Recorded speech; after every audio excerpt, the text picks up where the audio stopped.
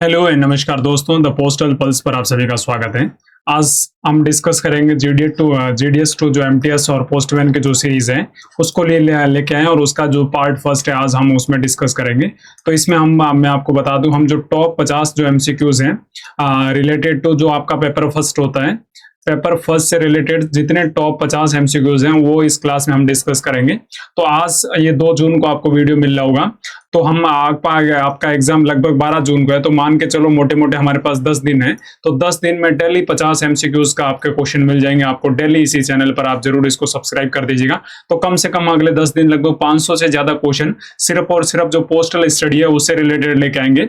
उसके अलावा मैं आपको बता दूं, मैं खुद एक मैथ्स का टीचर रह चुका हूं, तो मैथ्स के जितने 10 टॉपिक्स हैं उनसे रिलेटेड जितने सिंपल से सिंपल क्वेश्चन बन सकते हैं, तो डेली एक वीडियो एक टॉपिक के ऊपर, और जिससे और जितने प्रीवियस गणित के जितने सवाल आ रखे हैं उनको मैं एक एक करके डिस्कस करूंगा और पूरे टॉपिक्स को आपको समझा दूंगा। तो मैथ्स के जितने टॉपिक्स हैं उनकी सारी गारंटी मैं लेता हूं, और जो पोस्टल के हैं वो लगभग मैं आपको लगभग 500 से कोई ज्यादा क्वेश्चन कवर करा दूंगा। तो मैं चैनल देख रहा था पोस्टल स्टडी के बारे में, जितने सारे चैनल है वो सिर्फ एक ही चीज कर रहे हैं, क्वेश्चन लेके आ रहे हैं और सीधा option A, option B, option C, option D के इसमें से क्वेश्चन पढ़ते हैं और फिर वो इसका सही आंसर ऑप्शन ए रहेगा। कोई किसी चीज को कोई समझा नहीं रहा है क्यों होता है, एक्चुअली में क्या होता है, स्टूडेंट कैसे रिलेट कर पाएगा और आप कैसे सेलेक्ट हो पाएंगे। तो ये आपको बहुत बेहतर चैनल मिल गया है जिसमें आप सारी चीजें एक एक चीज समझने की कोशिश करेंगे, विद डायग्राम देखने की, और एक्चुअली में है कि नहीं है वो सारी चीजें हम देखने की कोशिश करेंगे। तो बहुत अच्छी चीजें हैं और यहाँ पे, और मुझे इस चैनल को बने हुए लगभग 3 या 4 दिन हुआ और इतना अच्छा रिस्पॉन्स आ रहा है, तो मैं मतलब इतना एक्सपेक्ट ही नहीं करता। तो फिर ये मुझे सोचना पड़ा कि यार मैंने अभी क्या हुआ कि वो एक पेपर डिस्कस किया था जो अपना राजस्थान सर्कल का था, जिसमें पीएएसए का जो एग्जाम्स होता है, ठीक है, जो एमटीएस से पीएएसए का एग्जाम होता है, तो उसके लिए तो फिर इतना अच्छा रिस्पॉन्स है। फिर मैंने सोचा कि जो जीडीएस से एमटीएस या पोस्टमैन बनने वाले मेरे भाई हैं उनको मैं क्या बेटर प्रोवाइड करा सकता हूँ। मैं खुद एक डिपार्टमेंट का आदमी हूँ, तो मुझे वो सारी चीजें लगभग एक आइडिया है कि किस तरह से चीजें होती है। और मैंने जब हमारी पीटीसी की जो ट्रेनिंग्स हुई थी तो उसमें बहुत अच्छी तरह से मैंने ये चीजें पढ़ रखी थी, तो मुझे ज्यादा कोई डिलीवर करने में समय नहीं लगता। तो मैंने सोचा मेरे भाइयों की इस चक्कर में सारी चीजें मदद हो जाए, ठीक है। तो आज तो हम सिर्फ 50 जो बहुविकल्पीय या जो एमसीक्यूज बेस्ड क्वेश्चन होते हैं उनको हम डिस्कस करेंगे, जिसमें हमारा जो नया पोस्टल एक्ट है 2024 का या जो रेगुलेशन है उससे रिलेटेड बहुत सारे क्वेश्चन रहने वाले हैं। उसके अलावा और भी अच्छे से अच्छे क्वेश्चन है वो मैं आपको कवर करूंगा, और मैं डेली 50 क्वेश्चन आपके लिए लेके आऊंगा, जिससे जो आपका पूरा पार्ट ही क्लियर हो जाएगा, ठीक है। तो इसमें सबसे पहले अपने को डिपार्टमेंट के बारे में छोटा सा नॉलेज होना चाहिए, यहाँ से भी डायरेक्ट क्वेश्चन आ सकता है। तो मैं सोच रहा हूँ कि ये सारी चीजें आपको बताई जाए, क्योंकि लोग सीधी सिंपल सी चीजें बता रहे हैं, पता नहीं यार आप रिलेट कैसे कर पा रहे हो उन लोगों को, और फिर भी उनको इतने लोग सब्सक्राइब कर रखे हैं उनको। वो मैंने देख लिया उनके सारे चैनल, कोई चीज रिलेट नहीं कराना चाहता, पता नहीं अंधभक्तों की तरह कैसे पढ़ा रहे हैं, ठीक है। तो सबसे पहले अपने डिपार्टमेंट की जो सबसे इंपॉर्टेंट चीज होती है वो हमारे जो मिनिस्टर होता है, वो सबसे ज्यादा डिपार्टमेंट का सबसे पावरफुल आदमी होता है, ठीक है। तो ये कौन है मिनिस्टर? तो श्री ज्योतिरादित्य जो माधवराज सिंधिया, ये अपने क्या है मिनिस्टर है, और इस मिनिस्ट्री का नाम क्या है, मिनिस्ट्री ऑफ जो कम्युनिकेशन या जो से गवर्नमेंट ऑफ इंडिया बोला जाता है। तो इंडिया पोस्ट के जो अभी हाल ही में मिनिस्टर है उनका क्या नाम है? उनका नाम है आपका ज्योतिरादित्य सिंधिया। तो ये तो एक हो गए आपके जो केंद्रीय मंत्री हो गए या जो सेंट्रल मिनिस्टर होते हैं वो कौन है? ज्योतिरादित्य सिंधिया, ये नाम जरूर याद रखना। और अपनी जो मिनिस्ट्री है इंडिया पोस्ट किसके अधीन आती है? तो ministry of communication and telecommunication जो मिनिस्ट्री होती है उसके अंतर्गत आती है, ठीक है। और उसके अलावा एक जैसे मंत्री होता है, उसके नीचे क्या होता है कि राज्य मंत्री होता है। कौन होता है? राज्य मंत्री होता है। तो मंत्री के नीचे कौन होता है? राज्य मंत्री। और राज्य मंत्री कौन है? इनका नाम है चंद्रशेखर पेमासनी। कौन है नाम? चंद्रशेखर पेमासनी। जैसे ministry of state for communication बोला जाता है, जो अपनी स्टेट में मिनिस्ट्री ऑफ जो कम्युनिकेशन है उसके जो राज्य मंत्री या जो मिनिस्ट्री ऑफ स्टेट है वो कौन है?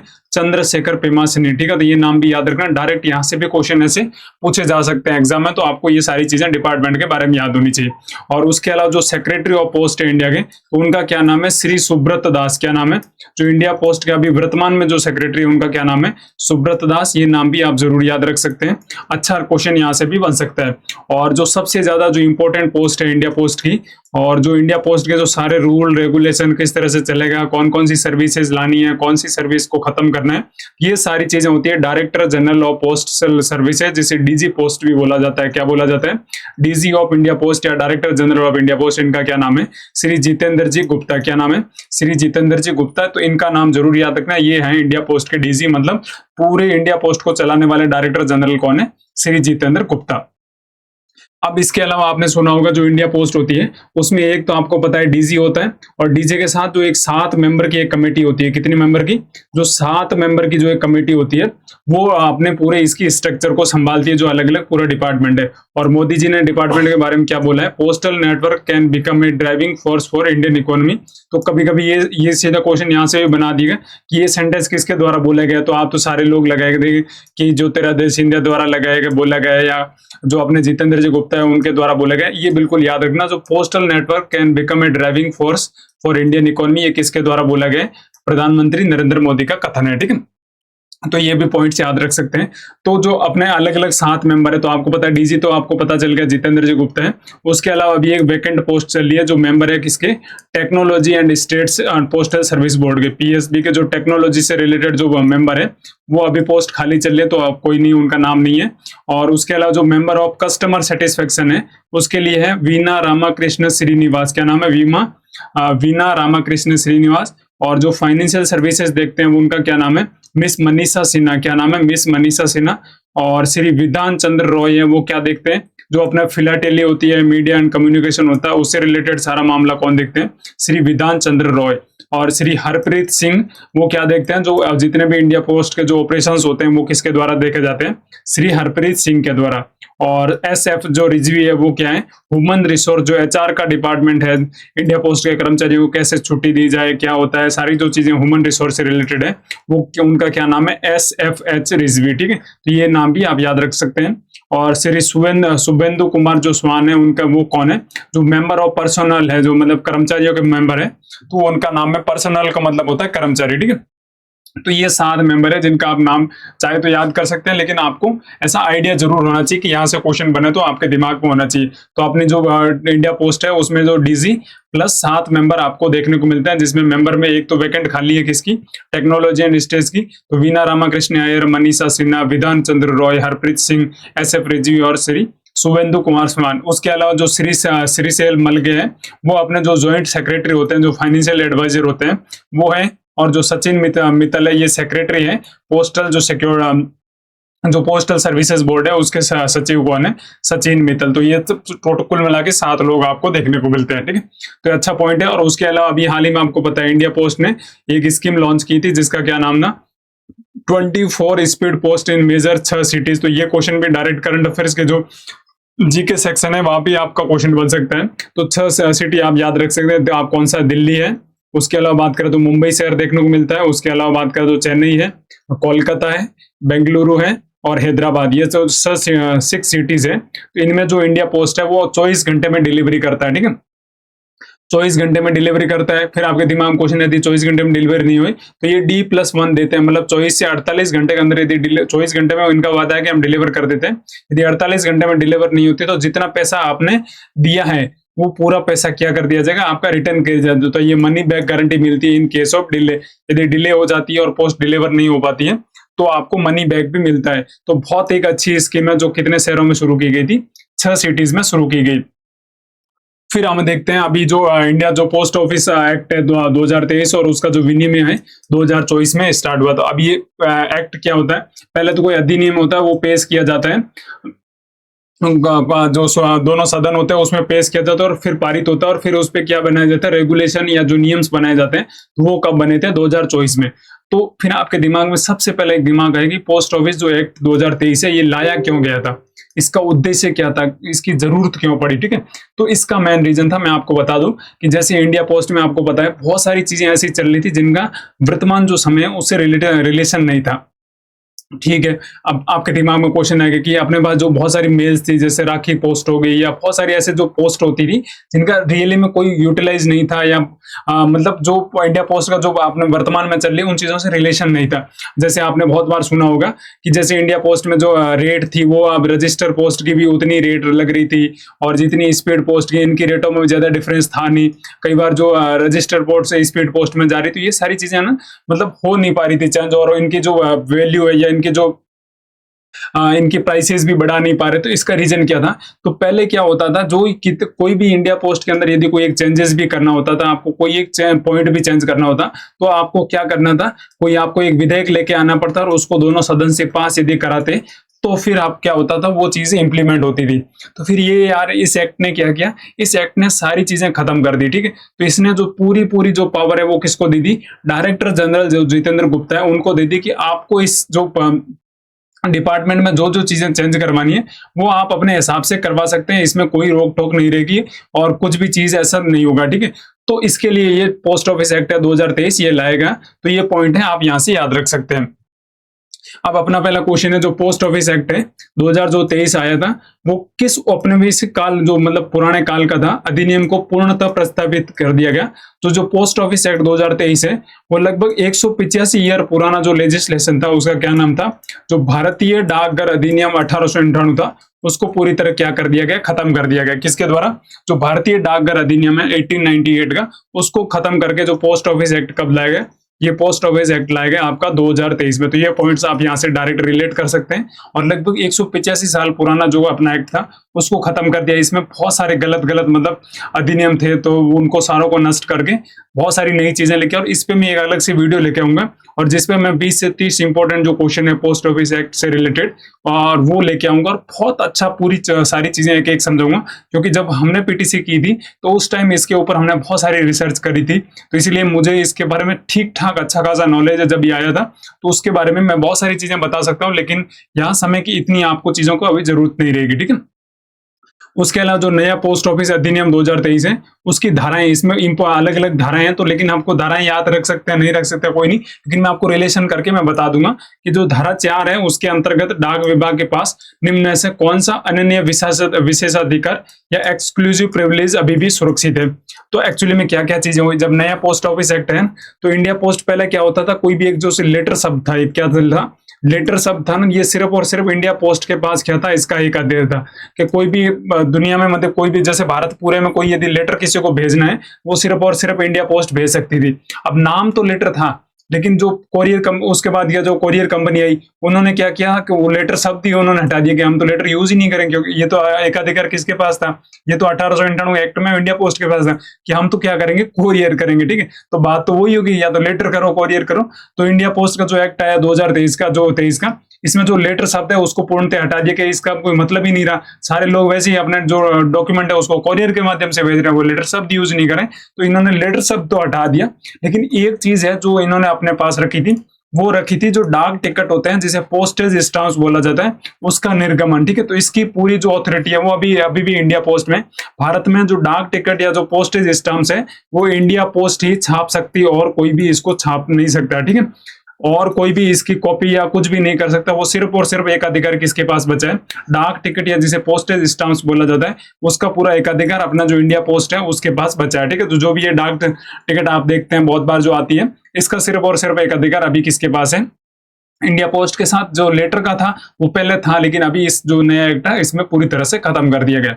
और अगला क्वेश्चन है, यदि कोई ग्राहक है वो डाक सेवा का लाभ उठाता है और देय शुल्क, जितनी भी शुल्क होती है उसके भुगतान करने में विफल रहता है, ठीक है, या इनकार करता है, तो पोस्ट ऑफिस अधिनियम 2023 की जो धारा 7 है, उसके तहत उसे राशि की वसूली किस प्रकार की जाएगी। ठीक है, तो ये क्वेश्चन लेंथी, लेकिन ऐसा है कुछ नहीं। अब धारा 7 आपको याद रहे नहीं रहे उसे कोई मतलब नहीं। अब मैं आपको सिंपल सा समझाता हूँ कि आपने कोई भाई एक आर्टिकल भेजा है, ठीक है, एक आर्टिकल भेजा सीओडी, मतलब कस्टमर, जो सीओडी होता है मतलब कस्टमर ऑन डिलीवरी, जब डिलीवरी होता है उस टाइम आपका कोई पेमेंट उसमें किया जाएगा कि भाई ये आर्टिकल आपने पहले बुकिंग करा दिया कि ये भाई सीओडी है, मतलब जब आपका डिलीवर होगा कस्टमर को तो वो पैसा पे करेगा।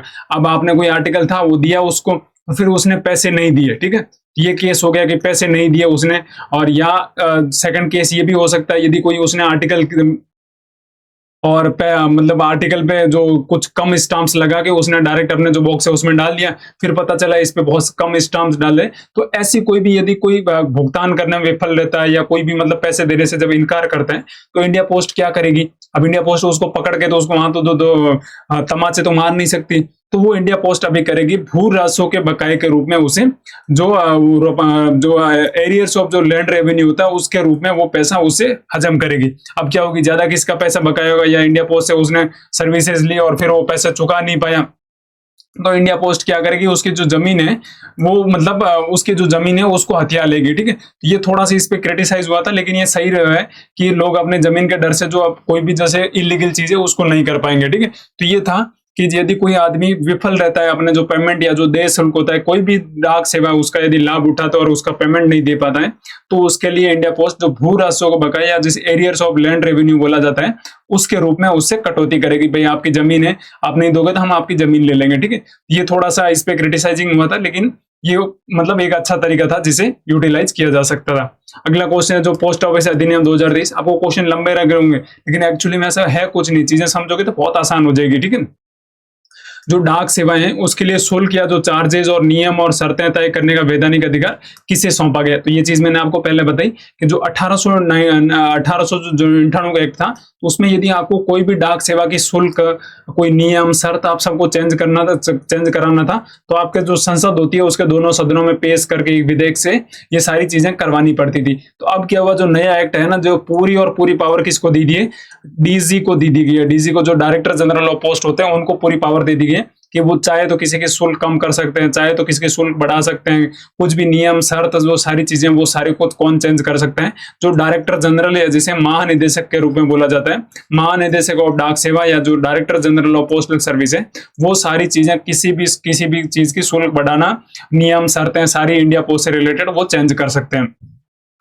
अगला क्वेश्चन है जो पोस्ट ऑफिस 2023 है उसकी धारा 9 है। ठीक है, तो ये अलग अलग धाराएं जिन्हें आप याद रखे, चाहे तो याद रख सकते हैं, नहीं तो ऐसा कोई जरूर नहीं है। ठीक है, अंतर्गत किन आधारों पर केंद्र सरकार किसी डाक वस्तु को रोकने, इंटरसेप्ट या खोलने या हिरासत लेने में आदेश दे सकती है। ठीक है, अब ये बहुत इंपॉर्टेंट चेंजेस कर दिया गया। जैसे आपने कोई फॉरेन से कोई आर्टिकल आ रहा है, ठीक है, यदि फॉरेन से कोई आर्टिकल आ रहा है, अब पहले इंडिया पोस्ट के पास क्या अपॉर्चुनिटी थी, पहले 1898 एक्ट बोलता था कि हम किसी भी जो कोई भी मतलब पार्सल आता था हम उसको चेक नहीं कर सकते थे। हम क्या नहीं कर सकते थे? उसको चेक नहीं कर सकते थे। जो पोस्ट ऑफिस के जो आदमी है उसको खोल नहीं सकते थे। ठीक है, लेकिन अभी क्या है कि इंडिया पोस्ट को ये पावर दे दी गई है, तो जो सर्कल ऑफिस के कोई मेंबर्स होते हैं या एक जो मेंबर कमेटी होती है डिवीजन की, वो डिवीजन की मेंबर कमेटी किसी भी पार्सल को ओपन करके देख सकती है। ठीक है, तो किसी भी जो पार्सल है, कोई भी मेल है, उसको ओपन करके देख सकती है। ये न्यू एक्ट में आया।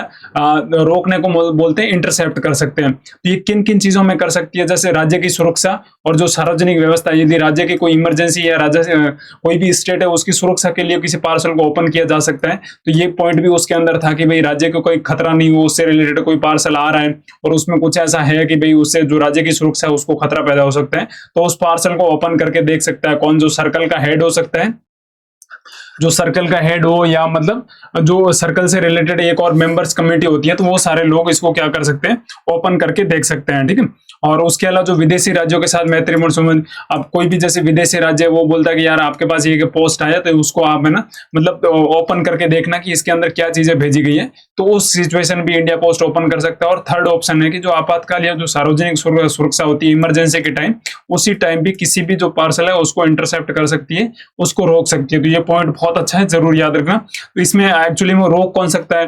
या तो जैसे इसमें दो चीजें हैं जिसको मैं अलग अलग आपको आगे अगला क्वेश्चन है उसमें समझाऊंगा। इसके लिए एक तो जो सर्कल के हेड होते हैं वो आप इस चीज को इंटरसेप्ट करा सकते हैं, और उसके अलावा एक मेंबर्स कमेटी होती है, वो लोग भी इसको क्या कर सकते हैं? इंटरसेप्ट करा सकते हैं। और उसके अलावा यदि बाई चांस ये दोनों चीजें अवेलेबल नहीं होती हैं, तो जो आपका डिवीजन का हेड होता है, जो भी डिवीजन का हेड या डिवीजन का जो मेंबर्स होता है वो भी इसको ओपन कर सकता है। लेकिन यदि डिवीजन हेड ने ओपन कर दिया तो इसके पास दो शर्तें रहेगी। तो डिवीजन का जो हेड होता है, जो भी आपका विभाग का प्रमुख होता है, मंडल का प्रमुख होता है, वो यदि उसने किसी आर्टिकल को रोक दिया है तो फिर उसको क्या करना पड़ेगा? अगले 3 दिन में इन दोनों को क्या करना पड़ेगा? उसको सूचित करना पड़ेगा, और अगले जो 7 दिन होंगे उसमें उसको पूरा इसके बारे में स्पष्टीकरण देना पड़ेगा कि इस कारण से हमने इसको ओपन किया और ये शर्तें फॉलो कर देगी। आपातकाल की सिचुएशन थी, उस सिचुएशन में हमने उसको ओपन किया। वो सारी चीजें ये देखने पड़ रहे थे, वो ये सारी चीजें होती है, ठीक है। अब जो एक्ट है 2023, उसके तहत जो डाकघर है और उसके जो अधिकारी है, उसकी लाइबिलिटी के संबंध में क्या सत्य है, ठीक है। तो जो डाकघर है, उसके जो अधिकारी है, उनकी लाइबिलिटी किस तरह से होगी, ठीक है। वो किसी भी नुकसान के लिए पूर्णतः उत्तरदायी है, और वो किसी भी देयता से मुक्त है जब तक कि अधिकारियों को धोखाधड़ी न की हो या नियमों की विशेष देयता निर्धारित नहीं हो। अभी एक्चुअली में क्या होता था, अभी जो नया एक्ट आया था, पहले क्या होता था, कोई भी जैसे आपने आर्टिकल गुम हो गया या आर्टिकल खत्म हो गया, या जो भी कोई भी पार्सल आता था वो मतलब किसी कारण गुम हो गया, तो बहुत सारी चीजें हो सकती थी। उस केस में क्या होता था कि जो इंडिया पोस्ट के कर्मचारी हैं, उनको 7 साल की सजा सुना दी जाती थी। कितने साल की? 7 साल की सजा। तो इस सजा से मुक्त करने के लिए इंडिया पोस्ट ने अपने जो कर्मचारी हैं, उनको एक मतलब इस एक्ट के तहत जीवन दान दे दिया कि कुछ भी खत्म हो जाए, गायब हो जाए, क्या भी सिचुएशन हो, लेकिन वो किसी भी देयता से मुक्त है। मतलब उनको कुछ भी पे नहीं करना, जो इंडिया पोस्ट के कर्मचारी है, जब तक कि अधिकारियों ने धोखाधड़ी नहीं की हो या नियमों में विशिष्ट देयता निर्धारित नहीं की हो। तो मोस्टली क्या होता है, अब जो भी कुछ भी होगा, आर्टिकल गुम हो गया या कुछ भी है, तो ये जो केस होते हैं ये कोर्ट में नहीं जाएंगे, और इंडिया पोस्ट के जो कर्मचारी है वो इस एक्ट के जरिए बच जाएंगे। अब फिर क्या होगा, फिर आपने को लगेगा यार कोई भी पार्सल है ये गायब भी कर देंगे तो भी इन पे कुछ नहीं होगा। ऐसा बिल्कुल नहीं होता। फिर एक जो सीसीएस कंडक्ट रूल होता है जो इंडिया पोस्ट का, या हर एक जो गवर्नमेंट एम्प्लॉय वो काम करता है, यदि आप धोखाधड़ी करोगे तो आपका प्रमोशन खत्म कर दिया जाएगा या आपका ट्रांसफर कर दिया जाएगा, तो आपको पनिशमेंट दिया जा सकता है। वो सीसीएस रूल में है, ठीक है। लेकिन आपको कोर्ट से आपको कोई सजा नहीं सुना सकता, इस तरह का कोई भी मामला आपको जो इंडिया पोस्ट एक्ट है वो सारों चीजों से आपको लाइबिलिटी, जो आपकी लाइबिलिटी है उससे मुक्त करता है, ठीक है। ये क्वेश्चन याद रखना। और जो 1898 का एक्ट था, उसकी तुलना में जो नए पोस्ट ऑफिस 2023 है, उसमें जो दंडात्मक प्रावधान है, जो पिनल प्रोविजन है, उसमें क्या प्रावधान किए गए, तो इसका ऑप्शन ये सही रहेगा। सजा की अवधि जो 7 वर्ष से बढ़ाकर 10 वर्ष कर दी गई, ये भी गलत बात है। और जो सही आपराधिक दंड और जो दंडनीय अपराध है उसको पूरी तरह से हटा दिया गया। तो आपका ऑप्शन क्या सही करेगा? ऑप्शन नंबर बी, जो आपराधिक जितने भी दंड और जो दंडनीय अपराध है उसको पूरी तरह से इस एक्ट के जरिए हटा दिया कि अब इंडिया पोस्ट के जो कर्मचारी है वो बिल्कुल लाइबिलिटी फ्री है, ठीक है। तो लेकिन उनपे ये तो ठीक है, ये तो हो गया, लेकिन उनपे सीसीएस रूल तो जो वो तो कंडक्ट रूल तो वो तो आप इस पे अप्लाई होंगे, ठीक है। और जो पोस्ट ऑफिस अधिनियम 2024 है, उसका जो नियम 16(3) है वो बोलता है, उसके अनुसार एक जब मंडलीय प्रमुख जो डिविजनल हेड होता है, उसके द्वारा बिना पूर्व अनुमति के जो डाक वस्तु है उसका अवरोधन या इंटरसेप्शन का आदेश दिया जा सकता है। तो इस आदेश की पुष्टि सक्षम प्राधिकार से कितने दिनों के भीतर करानी अनिवार्य है। तो अब ये क्वेश्चन क्या होता है, तो मैंने आपको बताया, कोई भी यदि आपको पार्सल ओपन करना है तो इसके लिए सबसे पहले जो इंपॉर्टेंट आदमी होता है वो होता है सर्कल हेड। कौन होता है? सर्कल हेड है, वो इसको मतलब इसको खोल सकता है। और उसके अलावा यार एक जो मेंबर कमेटी होती है जो सर्कल द्वारा बनी गई है, वो लोग भी इसको पार्सल है कोई भी उसको इंटरसेप्ट या उसको अवरोध कर सकते हैं। यदि इन दोनों की उपस्थिति नहीं हो तो जो आपका जो डिविजनल हेड होता है, जो मंडल का हेड होता है या जो डिवीजन जो भी होता है उसका जो हेड होता है वो इसको ओपन कर सकता है, ठीक है। ये तीन लोगों के पास अधिकार रहता है, एक तो सर्कल हेड के पास, एक जो मेंबर कमेटी होती है उसके पास नहीं होता है उसके, और कौन होता है? जो डिविजनल हेड होता है वो इसको ओपन कर सकता है। अब क्या होता है, यदि डिविजनल हेड ने ओपन कर दी तो उसको सूचना 3 दिन के भीतर देनी पड़ेगी इन दोनों को कि भाई हमने ऐसा पार्सल आया तो उसको ओपन किया, और 7 दिन के अंदर उसको क्या करनी पड़ेगी? पुष्टि करनी पड़ेगी, ठीक है। कि 7 दिन में पुष्टि करनी पड़ेगी कि हमने इसको रोका था, इसके पीछे ये रीजन था, और जो रीजन मैंने आपको पहले बताया वो सारे रीजन इसमें काम करते थे। तो क्या इसका सही आंसर क्या रहेगा? 7 कार्य दिवस के भीतर। अब फिर आपके दिमाग में क्वेश्चन है कि यार ये डिविजनल हेड है, जो सर्कल हेड, ये किसी भी पार्सल खोल देंगे, फिर इनका ध्यान कौन रखेगा? इनके लिए एक हर 3 महीने में क्या होगा, जो डायरेक्टर जनरल होता है वो एक मीटिंग लेते हैं। क्या लेते हैं? जो डायरेक्टर जनरल में है वो हर 3 महीने में एक मीटिंग लेते हैं कि भाई आपने कितने आर्टिकल जो उनको इंटरसेप्ट किया, उसके पीछे का क्या क्या रीजन था। ये सारी चीजें जो डायरेक्टर जनरल और उनके साथ जो 2 मेंबर होते हैं, 7 मेंबर में से 2 मेंबर होते हैं, वो एक कमेटी या जो रिव्यू कमेटी बनाते हैं। उसमें ये पूरी जितने सर्कल से रिलेटेड जो सारी चीजें आती है कि आपने किस किस आर्टिकल को खोल खोल के देखा है, तो इंटरसेप्ट किया, तो उनसे सारी रिपोर्ट्स ली जाती है किसके द्वारा? डीजी के द्वारा। तो ये आपको एक एक चीजें इस तरह से बहुत अच्छी तरह से समझ में आई होगी। और जो पोस्ट ऑफिस एक्ट 2024 है उसका अवरोधन या इंटरसेप्शन है, उसके आदेशों की निगरानी और समीक्षा के लिए गठित जो समीक्षा समितियां जैसे रिव्यू कमेटी होती है, उसका अध्यक्ष किसे नियुक्त किया गया है? ये तो मैंने आपको बताया। जो रिव्यू कमेटी होती है उसमें आपको एक जो डीजी होते हैं और प्लस कितने मेंबर होते हैं? 2 मेंबर या 2 सदस्य। आपको जो 7 सदस्य होते हैं उसमें से 2 मेंबर और डीजी आपके रिव्यू कमेटी में होते हैं, जिसमें जितनी भी इंटरसेप्शन ऑल ओवर इंडिया होती है तो उनका रिव्यू कमेटी में कौन देखते हैं? महानिदेशक होते हैं, जो डायरेक्टर जनरल ऑफ पोस्ट है, और अपने कौन है? डॉक्टर जितेंद्र जी श्री जितेंद्र जी गुप्ता। ठीक है, अगला क्वेश्चन है जो पोस्ट ऑफिस एक्ट 2024 है उसके जो नियम 11 है उसके अनुसार जो डाक वस्तुओं पर पत्ते का जो मानक स्टैंडर्ड ऑफ जो एड्रेसिंग और जो पोस्ट कोड्स है उसका प्रबंधन और आवंटन कौन करेगा। ये सारी चीजें भाई इसका जो कहाँ लगेगा, एड्रेस किस तरह पे लिखा जाएगा, या उसके जो पोस्ट कोड्स हैं उन सारों का जो प्रबंधन है वो कौन करेगा, वो सारी चीजें कौन देखेगा। जो महानिदेशक ऑफ डाक सेवाएं उनके द्वारा सारी चीजों को देखा जाएगा। ये क्वेश्चन भी इंपॉर्टेंट है, याद रख सकते हैं। अगला क्वेश्चन है जो भारत सरकार है उसके मंत्रिमंडल ने 2022 में जो डिपार्टमेंट ऑफ पोस्ट आईटी आधुनिकीकरण परियोजना जैसे 2.0 आईटी 2.0 या एपीटी 2.0 के नाम से भी जाना जाता है, तो ये जो एपीटी 2.20 या जैसे आईटी 2.0 है उसने कुल कितना वित्तीय परिव्यय की मंजूरी दी थी, मतलब टोटल उसमें जो आईटी 2.0 है उसको बनाने में कितना खर्चा आया था। तो इसका सही ऑप्शन क्या रहेगा आपका, ऑप्शन नंबर सी 5 करोड़ रुपए का, इतना मतलब 2030 तक इसका इतना खर्चा आएगा आईटी 2.0।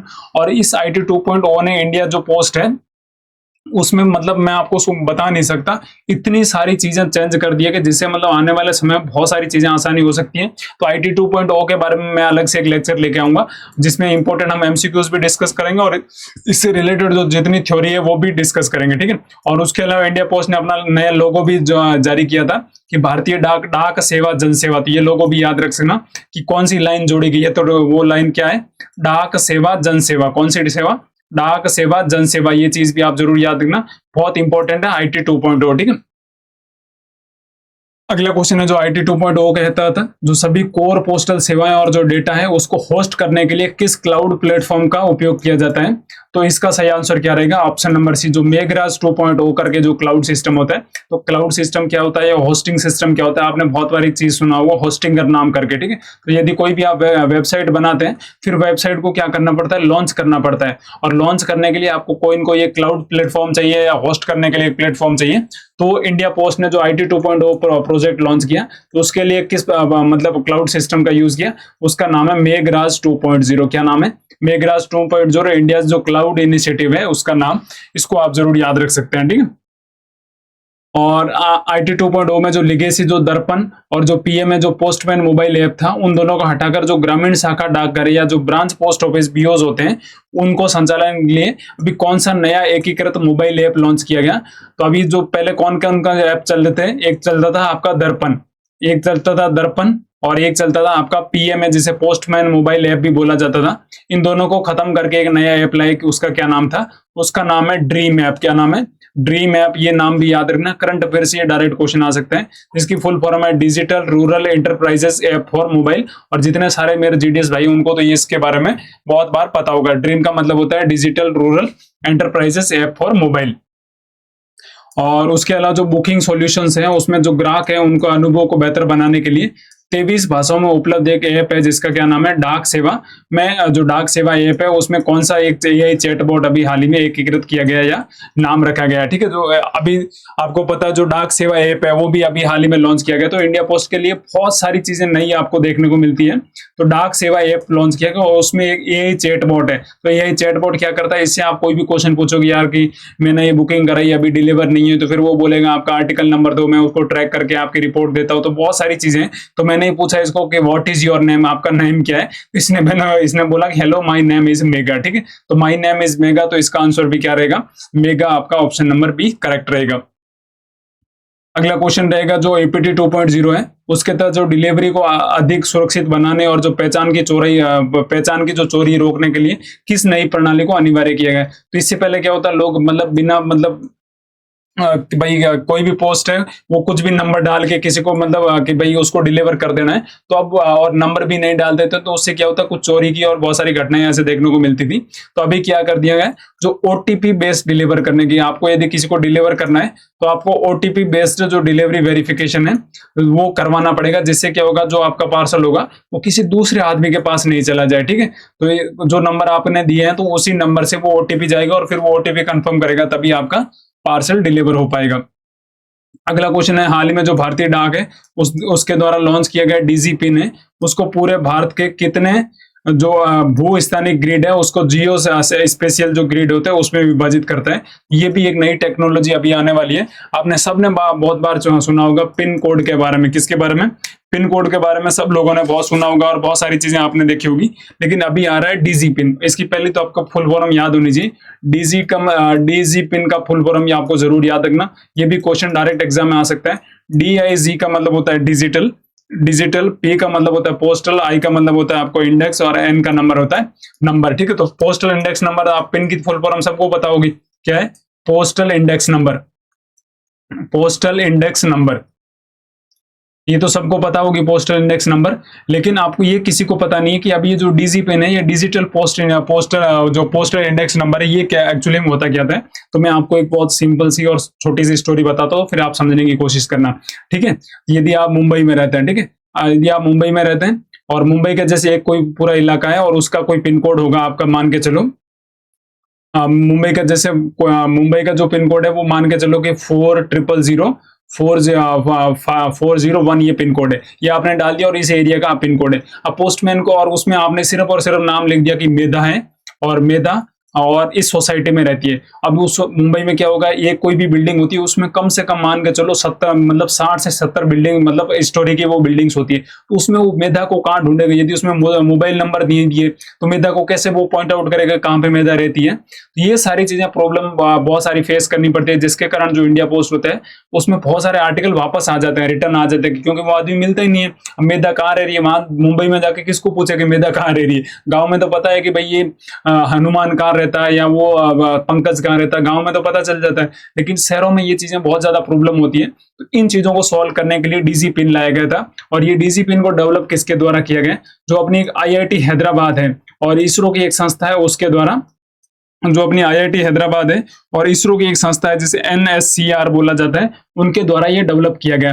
तो ये डीजी पिन क्या करेगा? ये डीजी पिन मेरा खुद का भी हर कोई भी आदमी है वो डीजी पिन करके एक वेबसाइट है अपने गूगल पे, वहां जाके अपना जो डीजी पिन है वो अपना जो डीजी पिन है उसको आप निकाल सकते हैं कि भाई मैं इस लोकेशन में रहता हूँ, और वहां का डीजी पिन वो अपने आप मिल जाएगा। और डीजी पिन होता है वो लगभग 16 वर्ग मीटर के आसपास। अब मान के चलो 4x4 का यदि आपके पास कोई कमरा है और उस कमरे का अपना एक इंडिविजुअल डीजी पिन आ जाएगा। ठीक है, और आपने यदि उस डीजी पिन को डाल दिया उसमें, तो आपकी डायरेक्ट डिलीवरी वहां पे हो जाएगी कोई भी पोस्ट।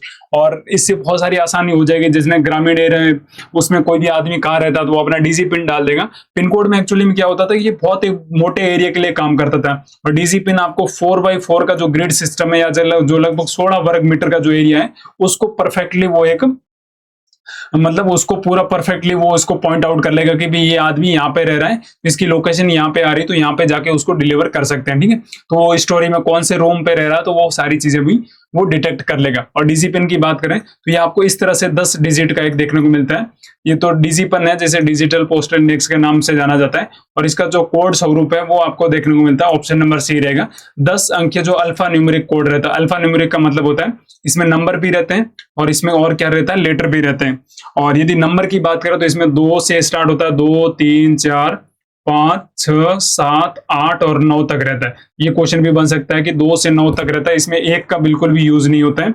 और उसमें यदि लेटर की बात करें तो आपको देखने को मिलता है C है, J है, L है, K है, M है और P F T। ठीक है, तो ये 6 लेटर ये देखने को मिलते हैं। 8 लेटर तो ये देखने को मिल रहे हैं और 8 इनसे 16 से जो 16 डिजिट है, इनसे जो 16 डिजिट है इनसे मिलके आपको 10 डिजिट देखने को मिलते हैं। तो आप इसमें F और P देख रहे हैं, F और P है, P इसमें भी है, J और J भी है। तो इन 10 जो 16 डिजिट है इनसे 10 डिजिट का एक अल्फा न्यूमेरिक कोड्स बनता है जो अक्षांश और देशांतर को भी नोटेट करता है। और ये 4x4 का जो आपका एक 16 वर्ग मीटर का क्षेत्र है उसके लिए एक डीजी पिन आता है। तो आप अपना खुद का भी डीजी पिन अपन गूगल से जाके भी ये चेक कर सकते हैं। ये मैंने मेरा जो एड्रेस है उसका डीजी पिन निकाला था, तो आप भी अपना डीजी पिन निकाल सकते हैं। और आने वाले समय में बहुत सारी चीजें ये डीजी पिन इंडिया पोस्ट के लिए बहुत सुविधाजनक कर देगा। और जो डीजी पिन है वो डाक विभाग ने किस 2 प्रमुख राष्ट्रीय जो संस्थाएं हैं उनके तकनीकी सहयोग से इनको विकसित किया गया। ये तो मैंने आपको बता दिया, एक तो IIT हैदराबाद है और उसके अलावा जो राष्ट्रीय जो सुदूर संवेदन केंद्र है जो NRSC जैसे बोला जाता है, उन दोनों की जो संयुक्त भागीदारी है, जैसे नेशनल रिमोट सेंसिंग जो सेंटर होता है इसरो का, उनके द्वारा विकसित किया गया। तो ये पॉइंट्स भी आप जरूर याद रख सकते हैं। अगला क्वेश्चन है जो निजता और जो कार्य प्रणाली के संदर्भ में जो डीजीपन है उसके बारे में निम्न में से कौन सा कथन बिल्कुल सत्य है। तो डीजीपी एक्चुअली में क्या करेगा, ये आपकी जो प्राइवेट डिटेल है उसको नहीं लेगा। क्या नहीं लेगा? जो आपकी प्राइवेट डिटेल्स होता है उसको बिल्कुल भी ये नहीं लेता है। और ना आपके ये मोबाइल नंबर मांगता है, ना आपका मोबाइल नंबर चाहिए इसको, नहीं आपका नाम चाहिएगा, आपका क्या नाम है, बस आप तो वहां भेज दो और फिर जो आपको बोलेगा और जो ओटीपी से डिलीवरी कराएगा तो वो आप यदि ओटीपी दे दोगे तो वो आपकी डिलीवरी हो जाएगी। ठीक है, तो ये क्या है, एक विशुद्ध रूप से जो अक्षांश और देशांतर है उस पर आधारित है, जो मैंने आपको बता दिया। अक्षांश और देशांतर ये जो नॉर्थ और साउथ आपको देखने को मिलता है, एंड और जो नॉर्थ और ईस्ट जो आपको देखने को मिलता है, ये हो गया अक्षांश पॉइंट, ये देशांतर पॉइंट है। तो इन दोनों पे डिपेंड करता है। और उसके अलावा ये कोई व्यक्तिगत डेटा संग्रहित नहीं करता, और ये इसे ऑफलाइन मोड में भी एक डिकोड किया जा सकता है। ऐसा जरूर नहीं है, इसके लिए आपको डाटा की जरूरत बिल्कुल नहीं होती है। इसमें ना तो 5G इंटरनेट की जरूरत होती है ना 4G, ये आपको ऑफलाइन भी डिकोड किया जा सकता है। तो ये डीजी पिन के बारे में आप जरूर याद रख सकते हैं। उसके अलावा बात करें जो IT 2.0 है, उसमें जो विभागीय जो कर्मचारी है उसके लिए एक इन ऐप वर्क फ्लो या जैसे छुट्टी प्रबंधन या लीव मैनेजमेंट जैसी सुविधाओं तक पहुंचने के लिए कौन सा ऐप बनाया गया था? इसका नाम था IMA ऐप, जिसे इंटरनल मोबाइल ऐप भी बोला गया था। और फिर इसका नाम क्या कर दिया गया था? ड्रीम ऐप कर दिया गया। क्या कर दिया गया? ड्रीम ऐप कर दिया गया। तो ये तो मेरे जितने भी GDS भाई उन सबको पता होगा इसके बारे में। ठीक है, तो GDS इनके बारे में जरूर याद रखना। ड्रीम ऐप एक्चुअली में ये दिखता कैसा, तो ये आप देख सकते हैं इसमें, जिसमें आप रजिस्टर्ड लेटर बुक कर सकते हैं, इंडिया पोस्ट का पार्सल बुक कर सकते हैं, एमओ का बुकिंग कर सकते हैं, स्पीड पोस्ट भी बुकिंग कर सकते हैं। यही वो ड्रीम आपका है। ठीक है, तो इसमें मिसलेनियस कर सकते हैं, ट्रैक एंड ट्रेस कर सकते हैं, और जो अकाउंट क्लोज करना है, पिन कोड सर्च करना है, और अपनी जो डिटेल्स है उनको भी आप इस ऐप में देख सकते हैं। ठीक है, तो ये चीज भी आप जरूर याद रख सकते हैं। अगला क्वेश्चन है जो पोस्टल ऑफिस गाइड है फर्स्ट, उसके जो क्लोज 23 है उसके अनुसार जो डाक टिकट है उनके लिफाफे या पार्सल पर किस स्थान पर चिपका होना चाहिए? तो डाक टिकट आपने देखा होगा, जो अपना लेटर्स आता है इंडिया पोस्ट का, वो राइट हैंड साइड जो ऊपर राइट हैंड टॉप पे एक कोने पर होना चाहिए। तो लिफाफे के जो पत्ते वाले हिस्से है सामने पर ऊपरी और दाएं तरफ अब ये आपको देखने को मिलता है। और जो आपको यदि कोई भी आपका कस्टमर भी यदि चिपाता तो उसको भी राइट हैंड साइड में चिपाने के लिए बोलिएगा। ठीक है, और उसके अलावा जो ब्लाइंड लिटरेचर की बात करें, वो दृष्टिहीनों के लिए साहित्य पैकेट का अधिकतम अनुमेय वजन क्या होता है? ये क्वेश्चन आपको पता है, अभी हाल ही में जो अपना PSA का एग्जाम हुआ था, जो डिपार्टमेंट का PSA का एग्जाम हुआ था, उसमें डायरेक्ट क्वेश्चन आया था। उसमें ये पॉइंट बना के दिया था कि जो ब्लाइंड लिटरेचर होती है उसका जो भार है वो 10 किलोग्राम से अधिक हो सकता है। तो ऐसा बिल्कुल नहीं है। जो ब्लाइंड लिटरेचर या जिसे अंध साहित्य बोला जाता है, उनका मैक्सिमम वेट कितना हो सकता है? 7 किलोग्राम वेट हो सकता है। कितना होता है? 7 किलोग्राम वेट तक वो बिल्कुल फ्री ऑफ कॉस्ट क्या भेज सकते हैं। जो फ्री ऑफ कॉस्ट है वो किसी भी डिलीवरी वो कर सकते हैं। ठीक है, तो ये क्वेश्चन भी आप जरूर याद रख सकते हैं। और यदि कोई ब्लाइंड लिटरेचर पैकेट है वो सरफेस रूट की बजाय हवाई मार्ग से भेजना चाहता है, अब जैसे नॉर्मल सरफेस से भेजेंगे तो वो 7 किलोग्राम तक क्या होगा उसका? सरफेस का मतलब होता है कोई भी RTN के जरिए, या मतलब RTN के जरिए यदि वो भेजते हैं तो उनको लगेगा जीरो कॉस्ट कहां तक? 7 किलोग्राम। ठीक है, उससे ज्यादा का होगा तो उस पर पैसा लगेगा। लेकिन वो कस्टमर चाहता है कि यार मेरे को बहुत जल्दी भेजना और एयर मेल के जरिए भेजना है। किसके जरिए? एयर मेल के जरिए उसको भेजना है। तो उसको क्या करना पड़ेगा? उसके लिए जो एयर सरचार्ज है या जो भी एयर के जो चार्जेस होते हैं वो आपको पे करने पड़ेंगे। ठीक है, तो जो निर्धारित हवाई मेल सरचार्ज होते हैं उनका भुगतान आपको करना पड़ेगा, बाकी तो आपका 7 किलोग्राम तक जीरो रहेगा। ठीक है, और सरफेस से भेजना चाहते हैं तो आपका एक भी पैसा नहीं लगेगा, जो ब्लाइंड लिटरेचर होता है जिसे वो अंध साहित्य बोला जाता है। और हवाई मार्ग से मिलेंगे तो हवाई जो सरचार्ज होता है वो आपका लगेगा। और जो पोस्टल गाइड फर्स्ट है उसके अनुसार यदि एक अपंजीकृत या अनरजिस्टर्ड पार्सल है उसको पोस्ट किया जाता है तो उसका अधिकतम वजन कितना हो सकता है? अब कोई भी यदि अनरजिस्टर्ड पार्सल होता है, अब पार्सल दो प्रकार के होते हैं। एक तो आपको पता है रजिस्टर्ड पार्सल होते हैं जिसमें आपको रजिस्टर्ड कराया जाता है, लेकिन यदि आपने अनरजिस्टर्ड पार्सल भेज दिया तो उसका अधिकतम वेज कितना हो सकता है? 4 किलोग्राम तक हो सकता है। कितना? 4 किलोग्राम तक आपका अनरजिस्टर्ड पार्सल की कैटेगरी के अंदर अंतर्गत आता है। अगला क्वेश्चन है, यदि कोई पंजीकृत पार्सल या जैसे रजिस्टर्ड पार्सल है वो किसी शाखा डाकघर या जो ब्रांच पोस्ट ऑफिस जो BOs होते हैं, तो आपको पता है एक तो हेड ऑफिस होता है, उसके नीचे जो सब ऑफिस होता है, और उसके नीचे आपका क्या होता है? ब्रांच ऑफिस होता है, जो गांव में आपको देखने को मिलता है ब्रांच ऑफिस। ठीक है, और उस पर बुक किया जाता है और वहां पे डिलीवरी के लिए संबोधित किया जाता है, तो उसका अधिकतम वजन कितना हो सकता है? यदि कोई भी यदि आपको रजिस्टर्ड जो पार्सल होता है वो यदि बीओ में बुकिंग किया जाता है और वहीं पे कहीं डिलीवर करना होता है तो उसका मैक्सिमम वेट कितना हो सकता है, 10 किलोग्राम तक वो बुक करा सकता है। कितने किलोग्राम तक? 10 किलोग्राम तक रजिस्टर्ड पार्सल बुक करा सकता है। तो आपको लगता है इतना कम क्यों? क्योंकि जो रूरल क्षेत्र होता है उसमें आपको पता है जो ले जाने के लिए थोड़ी समस्याओं का सामना करना पड़ सकता है कि भाई उसके पास इतना मतलब फैसिलिटीज नहीं होती है जिसकी वजह से सामना करना पड़ सकता है। तो इसके लिए कितना रखा गया है? रजिस्टर्ड पार्सल के जो ब्रांच ऑफिस है और जो ब्रांच पोस्ट ऑफिस है उनके लिए 10 किलोग्राम रखा गया है। ठीक है, एक सेकंड रुकिएगा।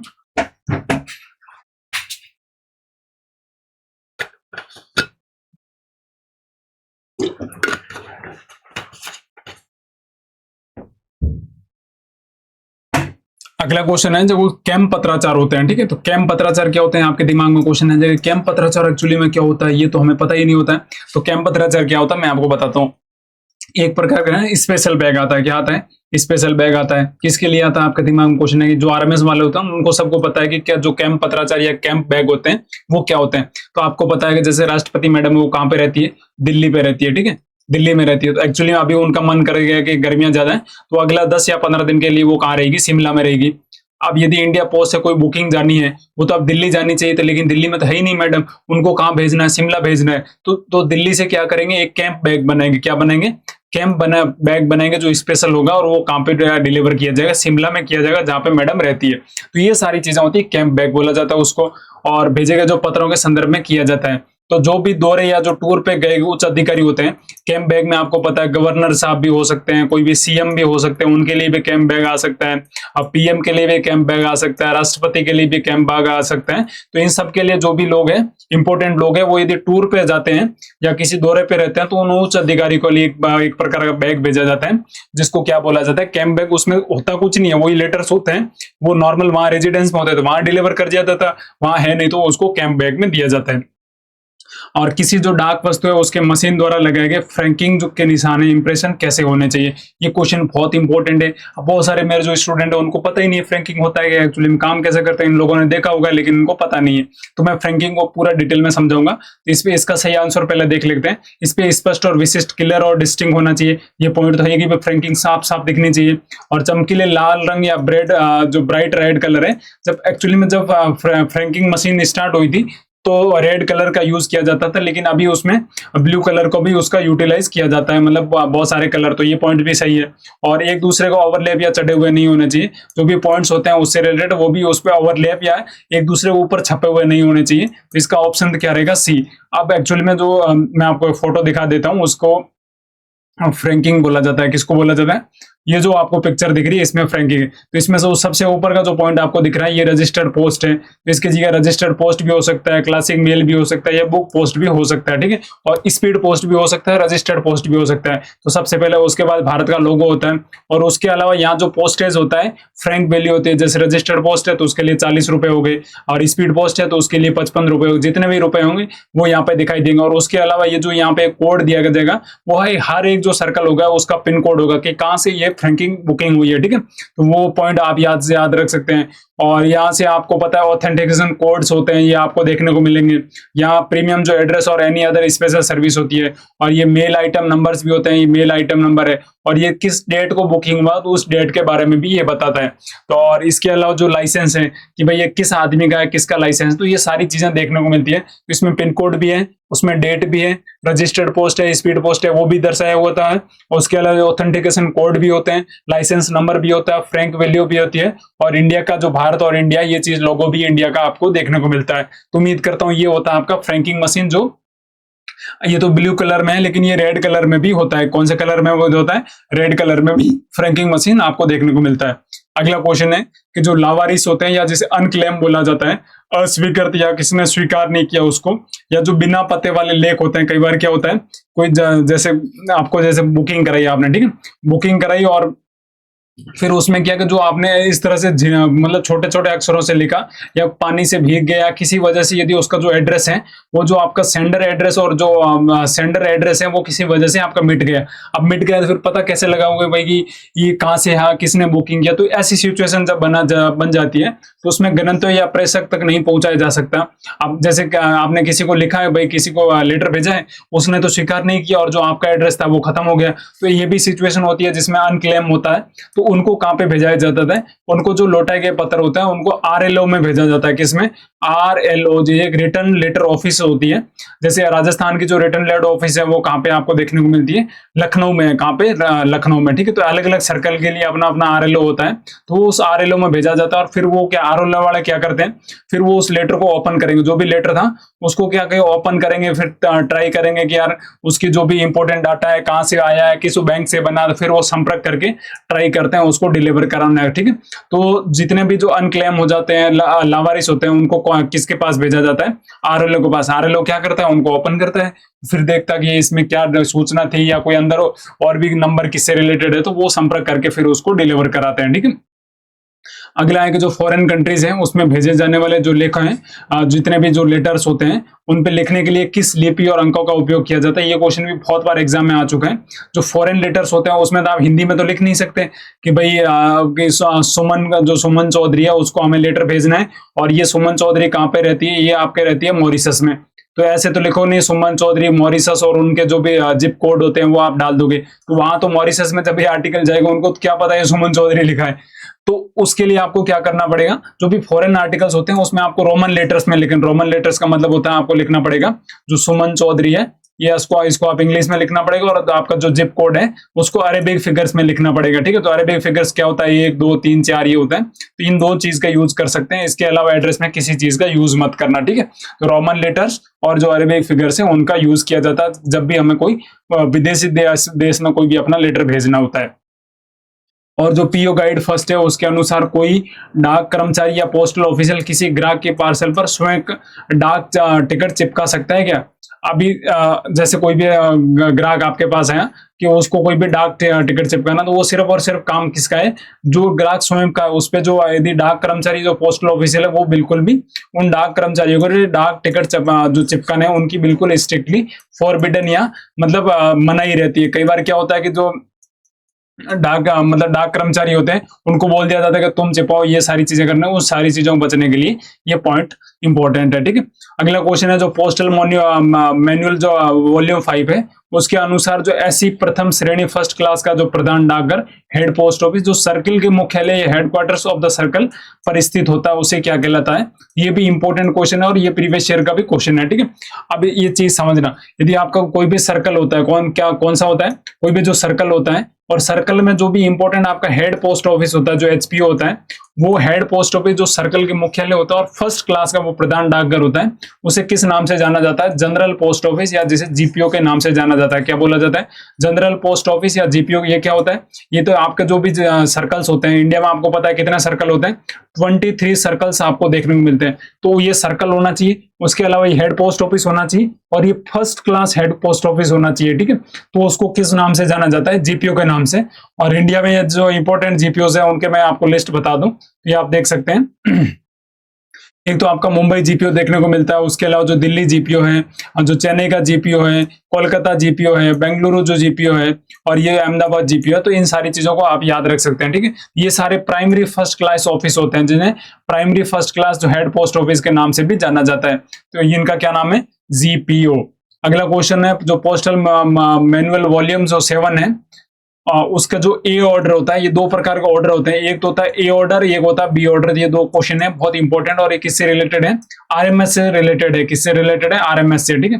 तो ए ऑर्डर होता है, ये कौन जारी करता है? तो ये जारी करता है जो RMS के जो सुप्रीडेंट होते हैं उनके द्वारा जारी वो आदेश जो संटाई सूची या जो सॉर्टिंग लिस्ट होती है उसमें परिवर्तन निर्धारित करता है। अब जैसे ये सॉर्टिंग लिस्ट क्या होती है मैं आपको बता दूं। जैसे कोई भी गांव हो गया, ठीक है, तो कोई भी गांव हुआ, उसमें कोई भी गांव के अंदर छोटा सा जो आपका गांव, छोटा गांव है, उसका क्या हुआ, वो किसी दूसरे जो पड़ोस का जो गांव है उसके साथ शिफ्ट हो गया, तो उसकी सॉर्टिंग लिस्ट जो पहले ये मतलब इस पिन कोड पे डिलीवर होता था तो अभी इस पिन कोड पे डिलीवर होना शुरू हो जाएगा। तो इन सारी चीजों को चेंज कौन करता है? ये एक ऑर्डर निकाला जाता है जिसका क्या नाम है? ऑर्डर ए निकाला जाता है। और ये किसके द्वारा निकाला जाता है? जो RMS के जो सुपरिटेंडेंट है उनके द्वारा ये निकाला जाता है। और जो सॉर्टिंग लिस्ट जो पहले बनी होती है उसमें जो चेंज करना है उसको परिवर्तन को पूरा निर्धारित करता है। और जो RMS के जो अधीक्षक है उनके द्वारा एक ऑर्डर भी, बी ऑर्डर भी जारी किया जाता है। तो ए ऑर्डर तो आपको पता चल गया किससे रिलेटेड, जब कोई गांव में दूसरे गांव के साथ जुड़ जाता है तो उस सिचुएशन में। बी ऑर्डर होता है जो मेल ऑफिस होती है उसमें जो सॉर्टिंग असिस्टेंट होते हैं। जो पोस्ट ऑफिस में आपको पता है पोस्टल असिस्टेंट काम करते हैं और मेल ऑफिस में कौन काम करते हैं? जो सॉर्टिंग असिस्टेंट है उनके जो जितने भी कर्तव्य हैं उनके प्रदर्शन पर मार्गदर्शन देना है कि आपका ये काम है, आपको जारी जो सारी मेल्स है उसको नील करना है, आपको मेल को सॉर्टिंग करते समय ध्यान रखना है कहीं मेल इधर उधर नहीं कर जाए। ये सारी चीजों को ऑर्डर देने के लिए कौन सा ऑर्डर होता है, तो बी ऑर्डर। तो दोनों चीज याद रखना है, ए ऑर्डर तो आपको सॉर्टिंग लिस्ट क्रिएट से करने से, और बी ऑर्डर में जितने भी जो सॉर्टिंग असिस्टेंट है उनको ऑर्डर या उनके जो कर्तव्य देने के लिए बी ऑर्डर जारी किया जाता है। और आरएमएस होता है उसमें जो हेड सॉर्टिंग असिस्टेंट होता है, तो जितने सारे सॉर्टिंग असिस्टेंट होते हैं उसके ऊपर का जो सीनियर होता है उसका क्या नाम होता है, हेड सॉर्टिंग असिस्टेंट होता है, ठीक है। तो एचएसए माना जाता है। और उसको जो उसको डेली रिपोर्ट है वो किस विशिष्ट फॉर्म में तैयार की जाती है। अब हेड सॉर्टिंग असिस्टेंट होता है ना, वो अपने डेली एक रिपोर्ट तैयार करता है और फिर उस रिपोर्ट को किसके पास भेजता है, जो अपना डिपार्टमेंट या जो सुपरिटेंडेंट होता है आरएमएस का, उनके पास वो रिपोर्ट जाती है। और इस फॉर्म का नाम होता है, सी ऑप्शन सही करेक्ट रहेगा, MS-83। क्या नाम है, MS-83 जो फॉर्म होता है वो किससे रिलेटेड है, एचएस से रिलेटेड है। किससे रिलेटेड है, HSA, ठीक है। तो HSA से याद है, और HSA से याद कर सकते हैं आप। इसको याद कैसे कर सकते हैं तो वो भी मैं बता सकता। H कितने नंबर पे आता है, H 8 नंबर पे आता है। तो आपको पता है किससे स्टार्ट होगा, 8 से, और फिर उसके बाद क्या आएगा आपका 3 आएगा, ठीक है। तो ये ऐसे याद रख सकते हैं। और MS का मतलब होता है मेल सर्विस। क्या होता है, MS की फुल फॉर्म होती है मेल सर्विस। क्या MS का मतलब होता है मेल सर्विस। MS-11 होता है, MS-83 होता है, तो इनका मतलब होता है मेल सर्विस से रिलेटेड है। और M का मतलब क्या होता है, मेमोरेंडम, मेमो बोला जाता है, ठीक है। एक तो मेमो होता है M का मतलब, MS का मतलब होता है मेल सर्विस। अगला क्वेश्चन है जो वॉल्यूम 6 है उसके पार्ट के 3 के अनुसार, यदि पोस्टमैन होता है वो बीट पर जाने से पहले अपने जो पंजीकृत जो रजिस्टर्ड लेटर होते हैं, पार्सल होते हैं, मनी ऑर्डर होते हैं, उनका विवरण देने के लिए किस किताब या पोस्टमैन बुक दी जाती है, ठीक है। तो यदि ये भी इंपॉर्टेंट क्वेश्चन है और ये भी अभी हाल ही के जो एग्जाम्स है उसमें आया था। यदि जो पोस्टमैन होता है उसके लिए किस प्रकार का MS काम करता है, तो उसके लिए काम करता है MS-27। किसके लिए, जो पोस्टमैन होता है उसके लिए MS-27 काम करता है। तो MS का मतलब होता है मेल सर्विस, और जो 27 बुक्स हैं वो इसके लिए पोस्टमैन की बुक होती है, जिसमें वो सारी चीजें नोट करता है कि आज मेरे पास इतनी 10 स्पीड पोस्ट आई, 5 रजिस्टर्ड पोस्ट आई, 3 पार्सल आए, और 4 मनी ऑर्डर आए, 4 मनी ऑर्डर है। तो ये सारी चीजें वो किसमें नोट करता है, MS-27 में। किसमें, MS-27 में। इससे पहले मैंने आपको बताया MS-83 वो HSS से रिलेटेड थी, ठीक है। अगला क्वेश्चन है, एक कोई ट्रांजिट मेल ऑफिस होता है जिसे TMO बोला जाता है। और एक्चुअली में TMO होता क्या है, तो जहाँ पे सारे जो बैग्स होते हैं, आपको बताया बैग्स बन के आते हैं और वो अलग अलग जो डेस्टिनेशन में जाते हैं उसको क्या बोला जाता है, TMO बोला जाता है। जहाँ से मेल का जो ट्रांजिट मेल ऑफिस होता है, जहाँ से जो बैग्स ट्रांजिट होते हैं, जहाँ सिर्फ मेल ट्रांजिट नहीं होकर बैग्स ट्रांजिट होते हैं। और उसमें जो केज ट्रांजिट बैग होता है, जो केज TB होता है, उसकी चाबी गंतव्य तक किस प्रकार भेजी जाती है। जो जितने भी जैसे बैग्स है उसको आपने एक केज में या एक रूम में रख दिया है, फिर उसकी जो चाबी है वो अपने पास नहीं रख सकते, और उसको एक सील बंद लिफाफे या सील्ड कवर में सुरक्षित रूप से जो भी उससे रिलेटेड HSA HRO जो भी होता है नियर बाय ऑफिस, उसमें जो सील बंद लिफाफे हैं उसकी सहायता से उसको भेजा जाता है। उसके अलावा बात करें जो आरएमएस होता है उसमें जो प्रत्येक सेक्शन होता है, प्रत्येक अनुभाग होता है, उसमें सेट कार्य संचालन के लिए एक प्रकार का एक पोर्टफोलियो दिया जाता है। जैसे आपका आरएमएस में आपको पता है एक तो स्पीड पोस्ट ब्रांच होती है, उसके अलावा आपने देखा होगा पार्सल ब्रांच भी होती है, उसके अलावा आपने देखा एसएमओ भी होता है जो सॉर्टिंग मेल ऑफिस होता है, जो आपको अनरजिस्टर्ड मेल जहां सॉर्ट करती है। तो इन सब के लिए क्या क्या अलग अलग क्या होता है, पोर्टफोलियो होता है। तो पोर्टफोलियो में क्या होता है, एक तो आपका ड्यू मेल जो सॉर्टिंग लिस्ट होती है वो आपको देखने को मिलती है। उसके अलावा आपको हर एक जो पोर्टफोलियो उसके अंदर एरर बुक होती है, यदि कोई मिस्टेक आ गई, आपको एक पार्सल शॉर्ट आ गया या एक स्पीड पोस्ट शॉर्ट आ गई, तो वो सारी चीजें आप एरर बुक में रिकॉर्ड करा सकते हैं। और जो बंडल्स ऑफ वर्क पेपर्स होते हैं, जितने जैसे पार्सल से रिलेटेड जितनी लिस्टें आई है या जितने डिस्पैच की है, तो वो सारी चीजें रहती है। लेकिन उसमें क्या चीज नहीं रहती, ऑर्डर बुक बिल्कुल भी पोर्टफोलियो में नहीं रहती। ऑर्डर बुक तो आपको पता है किसके पास रहती है, अकाउंटेंट के पास रहती है। किसके पास ऑर्डर बुक होता है, वो अकाउंटेंट के पास रहती है। और सबसे जो इंपॉर्टेंट चीज होती है वो ऑर्डर बुक ही होती है, वो पोर्टफोलियो में नहीं होती है। ठीक है। अगला क्वेश्चन है जो ग्रामीण क्षेत्रों में सेवा देने के लिए कार्यालयों के लिए तैयार किए जाने वाले जो ग्राम संटाई सूची या जिसे विलेज सॉर्टिंग लिस्ट बोला जाता है, उसका फॉरम नंबर या जिसे मेमो नंबर बोला जाता है, एम नंबर क्या है उसका, तो उसको बोला जाता है M52। ठीक है। तो M52 किससे रिलेटेड, जो मेमो 52 है वो ग्राम जो विलेज सॉर्टिंग लिस्ट है उससे रिलेटेड है। किससे रिलेटेड है, विलेज सॉर्टिंग लिस्ट से रिलेटेड है M52। और उसके अलावा जब पोस्ट मास्टर द्वारा जो ग्रामीण पोस्टमैन या जो विलेज पोस्टमैन होते हैं उनका बीट का विवरण, उनके जो गंतव्य गांव है, उनके प्रस्थान के दिनों और उनके ठहरने का पूरा विवरण है, वो कौन सी सूची या कौन सी मेमो द्वारा जारी किया जाता है। कि भाई कोई जीडीएस है, वो आपको मेल देने के लिए जाना है, तो उसकी बीट कौन सी है, उसके आने वाले अंदर गांव कौन कौन से हैं, उसको कहाँ से शुरू करना है, कहाँ पे खत्म करना है, उसको कहाँ पे ठहरना है, तो ये सारी चीजें दी जाती है, जो रूट लिस्ट बोला जाता है, जिसे क्या बोला जाता है, M53। क्या नाम है, M53। ठीक है, तो M52 के अंदर, मेमो 52 के अंदर क्या था, M52, इससे पहले हमने क्वेश्चन देखा था जिसमें सारी चीजें बीट लिस्ट से मतलब कि पोस्टमैन होता है वो सारी चीजें बताता है कि उसकी जो विलेज सॉर्टिंग लिस्ट होती है वो M52 में होती है, और M53 में आपको क्या होता है, उसके पूरे विवरण होता है कि उसका बीट का विवरण, उसके गंतव्य गांव, ये सारी चीजें आपको देखने को मिलती है। और यदि कोई आपका इंश्योर्ड पार्सल है, वो किसी नाबालिग या माइनर को संबोधित है, कोई भी जैसे छोटा बच्चा है, वो बच्चे को कोई संबोधित है, और डिलीवरी के नियम किस मैनुअल में स्पष्ट रूप से दिए गए, ये किस मैनुअल में दिए गए कि यदि कोई भी आपका इंश्योर्ड पार्सल है तो वो बच्चे को आप जाके दे सकते हैं, तो उसके पास ओटीपी है क्या, बिल्कुल भी नहीं है। तो उससे क्या होता है, यदि आप किसी बच्चे को देना है तो उसके साइन, उसके जो भी पेरेंट्स होते हैं या जो उसके गार्जियंस होते हैं, उनकी उपस्थिति में वो डिलीवरी की जाती है, न कि आप डायरेक्ट किसी बच्चे को अपने जो भी कोई भी इंश्योर्ड पार्सल है वो आप उसको, या बीमित पार्सल उस बच्चे को नहीं दे सकते, नाबालिग को नहीं दे सकते।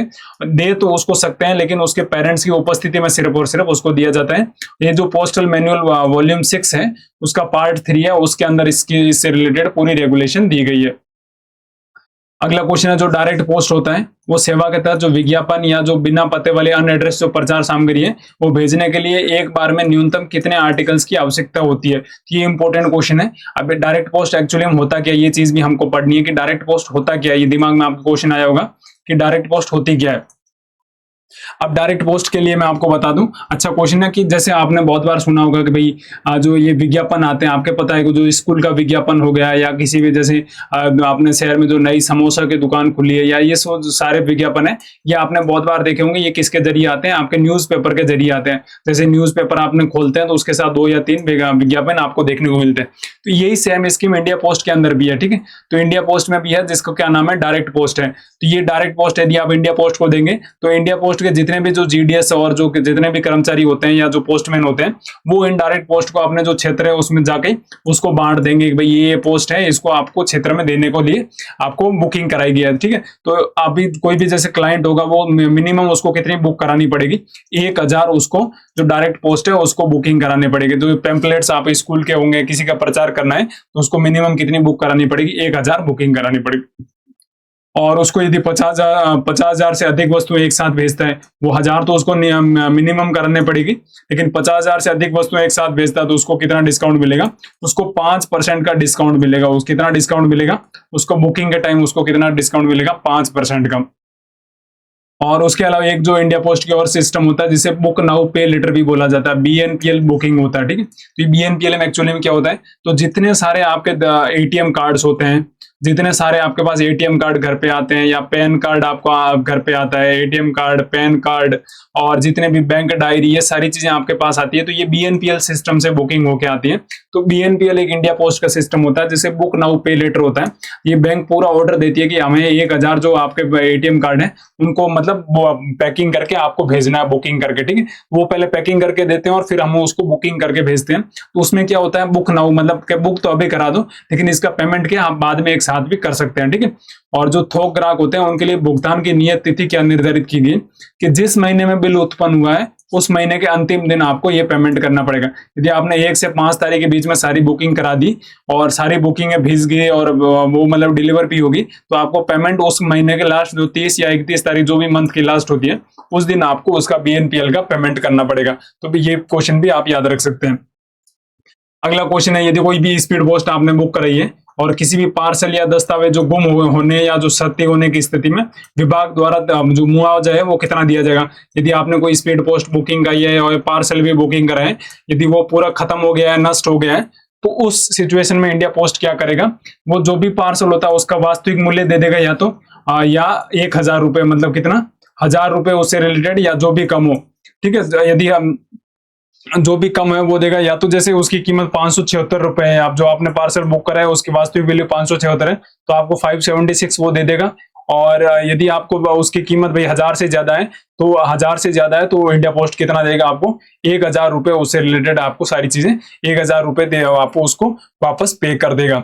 अगला क्वेश्चन है, ये खुदरा, एक जो रिटेल ग्राहक होता है उसको पोस्ट ऑफिस काउंटर से अधिकतम कितने वजन का जो एक्सप्रेस पार्सल है वो बुक करा सकता है। अब यदि आपको अब जो ब्रांच ऑफिस है उससे तो हमने देखा था कितने किलो को करा सकता है, मैक्सिमम और मैक्सिमम करा सकता है आपका 10 किलोग्राम का, कितने किलोग्राम का, 10 किलोग्राम का ब्रांच ऑफिस से करा सकता है। और यदि आपको एक्सप्रेस पार्सल बुक कराना तो मैक्सिमम कितने किलोग्राम का हो सकता है, 20 किलोग्राम का आप पार्सल बुकिंग करा सकते हैं। और यदि आप स्पीड पोस्ट कराना चाहते हैं तो मैक्सिमम आपका 35 किलोग्राम तक आप पार्सल बुकिंग करा सकते हैं, और 35 किलोग्राम के लिए आपको स्पीड पोस्ट बुकिंग कराना पड़ेगा। ये पॉइंट्स भी याद रख सकते हैं। ब्रांच ऑफिस के लिए 10 केजी, और एक्सप्रेस यदि पार्सल बुकिंग कराना है आपको कोई भी ग्राहक पोस्ट ऑफिस जो काउंटर है उससे, तो उसके लिए 20 किलोग्राम, और स्पीड पोस्ट के लिए आपका 35 किलोग्राम का हाईएस्ट आप बुकिंग करा सकते हैं एक साथ। और जो इंडिया पोस्ट रिटेल है उसके तहत पहले जो 500 ग्राम वजन है उसके लिए निर्धारित आधार टैरिफ क्या है, यदि आपको जो पार्सल बुकिंग कराना है, ठीक है। और उसके जो हाफ केजी होता है, जो आधा केजी होता है, उसके लिए कितने रुपए लगते हैं, उसके लिए आपको इंडिया पोस्ट पे करता है आपको 36 रुपए। कितने रुपए, आधे केजी के लिए 36 रुपए। और उसके अलावा जो एक्स्ट्रा जितने भी आधा केजी होगा, जैसे अगले आधे केजी के लिए वो कितना रुपए पे करेगा, 16 रुपए, ठीक है। फिर अगले आधे केजी के लिए 16 रुपए, तो और उसके अगले 16 रुपए, तो आधा केजी, फिर आधा केजी, और फिर आधा केजी, ठीक है। यदि आपके पास 2 केजी का कोई भी आपने पार्सल बुकिंग किया है, कितने रुपए लगेंगे, 48 तो ये लगेंगे, और ये कितने लगेंगे, 36, 8 और 6 14, 4 3 7 ने 8, 84 रुपीज लगेंगे। कितना, 84 रुपीज। यदि आपको कैलकुलेट करना बोल दीजिए कि भाई 5 किलोग्राम है, ठीक है, तो 5 किलोग्राम है, तो 5 किलोग्राम के लिए आपको कितना पे करना पड़ेगा। तो 5 किलोग्राम क्या करो, जो 1 किलो है पहला उसको आधा और आधे में कन्वर्ट कर दो, फिर जो 4 किलोग्राम है उसको 4 इंटू आपको 2 इंटू आपको 16 कर दो, क्योंकि 4 में आपको पता है 2 भाग होंगे, तो 16 दूना 32, 32 चौका आपको 4 दूना 8, और 16 8 है, 8 छंग 48, 4 और 8 और 4 12, 128 रुपए यहाँ से लगेंगे। और पहले आधे केजी के लिए आपको पता है कितने रुपए लगेंगे, 36 रुपए। फिर इस आधे केले के लिए कितने लगेंगे, 16, ठीक है। तो 128 और 134, 144, 144 और 36 आप कैलकुलेट कर सकते हैं, ठीक है। 150 और 180 रुपए लगेंगे कितने केजी के लिए, यदि आप 5 किलोग्राम का यदि पार्सल बुकिंग कराते हैं तो उसके लिए आपको कितना रुपए लगेगा, 180 रुपए। तो ऐसे आप किसी भी पार्सल के लिए कैलकुलेट कर सकते हैं, ठीक है। तो ये याद रखना, पहले 36 रुपए लगेंगे, और फिर हर एक आधे केजी के लिए आपको कितना रुपए लगेगा, 16 रुपए आपको एक्स्ट्रा लगेंगे।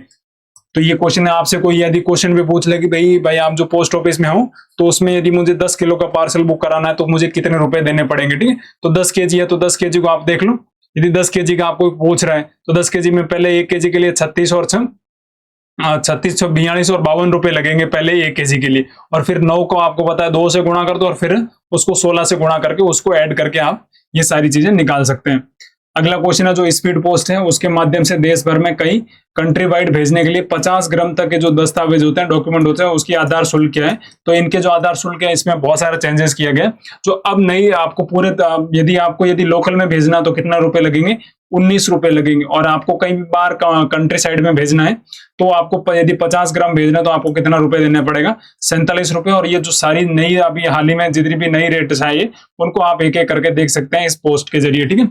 और यदि 50 ग्राम तक है तो लोकल के लिए 19 रुपए, और 200 किलोमीटर के लिए 47, फिर कितने भी किलोमीटर हो इंडिया में तो आपको 47 रुपए लगेंगे, ठीक है। और 50 ग्राम से 250 ग्राम के बीच में लोकल में तो आपको 24 रुपए लगेंगे।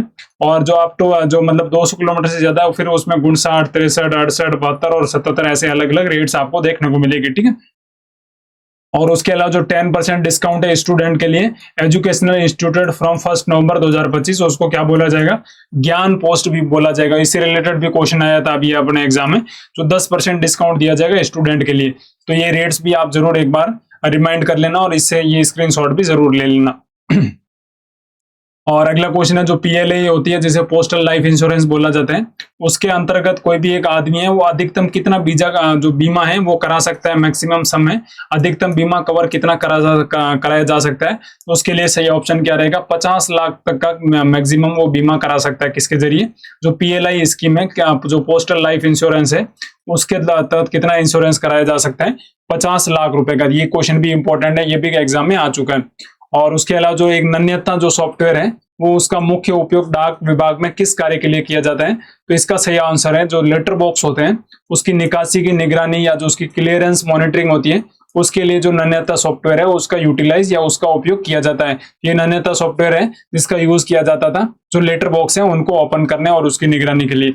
अंतिम और आज का लास्ट जो क्वेश्चन है, जो प्रूफ ऑफ डिलीवरी आपको पता है पीओडी होता है, तो प्रूफ ऑफ डिलीवरी होता है वो यदि कोई भी सेवा का विकल्प चुनता है, कस्टमर आया और मुझे बोला कि आपको प्रूफ ऑफ डिलीवरी भी इसमें साथ में लगाना है, तो स्पीड पोस्ट के साथ इसके अतिरिक्त शुल्क कितना लिया जा सकता है, तो इसके लिए कितना होगा 10 रुपए प्रति लेख। ठीक है, तो ये जो आपको प्रूफ ऑफ डिलीवरी दिख रहा है इसमें आपको प्रूफ ऑफ डिलीवरी होता क्या है, जैसे आपने कोई भी एक मेल भेजी है, ठीक है, आपने कोई लेटर भेजा है और उसके साथ आपने ये पीओडी ऐड कर दिया, तो एक्चुअली में क्या हो, जब ये लेटर किसी के पास चला जाएगा फिर वो क्या करेगा, वो इस पीओडी पे अपना साइन कर देगा, भाई अपना जो साइन है वो करके इस पीओडी में, और ये वापस पीओडी उस पोस्टमैन को दे देगा कि भाई इसको वापस जिस आदमी ने इसको भेजा है उसके पास इसको वापस भेज देना। ठीक है, और फिर जैसे वो कस्टमर और जैसे जिसने भेजा है फिर उसको कंफर्मेशन हो जाता था कि भाई ये आर्टिकल सक्सेसफुली जिस आदमी को पहुंचना था उसके पास पहुंच गया। ठीक है, तो ये होता है आपका पीओडी जिसे प्रूफ ऑफ डिलीवरी बोला जाता है, और इसके लिए जो अतिरिक्त शुल्क कितना है वो 10 रुपए प्रति लेख लिया जाता है। जितने भी आपके अलग अलग करने हैं,